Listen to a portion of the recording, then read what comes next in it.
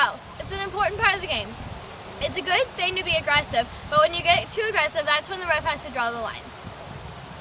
Fouls are when you get overly aggressive and then you knock a player down, or you accidentally trip them, or something happens to the player with the ball.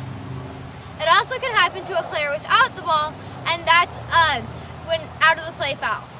When it's an out of the play foul, it's easy to get a yellow card. The yellow cards are when it's an intentional foul, or it's a very bad, even if it's not intentional, foul.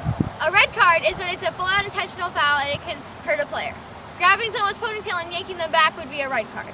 But if the girl is nowhere near the play that you're marking and you accidentally trip them, that would only be a yellow card. When you foul, a thing that would make a foul is lifting up your elbow, or tripping someone, or just pushing them two-handedly on the back.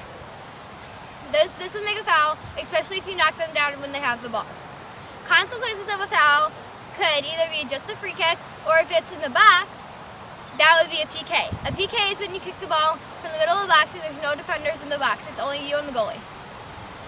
Also, if you get a yellow card, it's basically just a warning and it's still a free kick.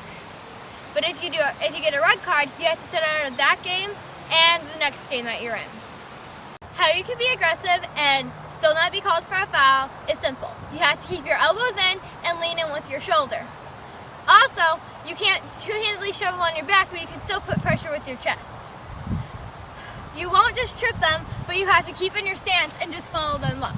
That'll help prevent from getting called a foul. I'm going to show you some examples of fouls and how you can get a foul called at you.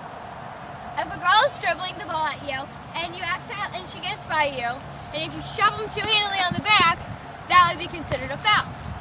Also, if you're coming at her and you're dribbling together, and all of a sudden you stick your elbow out and shove her off the ball, that would be a foul since you didn't keep your elbow in. Another way of getting a foul is if you're trying to stay in defensive stance, but then she comes near you and you totally trip her, that would be a foul. Even though you got the ball, you still tripped the girl. Ways to have clean foul. If she's dribbling and then you shoulder charge her by keeping your elbow in and hitting her with your shoulder, that would be considered a non-foul. Also, if she's dribbling at you, instead of just sticking out your foot, make sure you're in your stance, force her one way, and win the ball. So just make sure, when you're playing a game, not to foul, you don't shove them, you don't stick out your elbow, and you don't trip them. Those are the three main ways to have a foul called on you.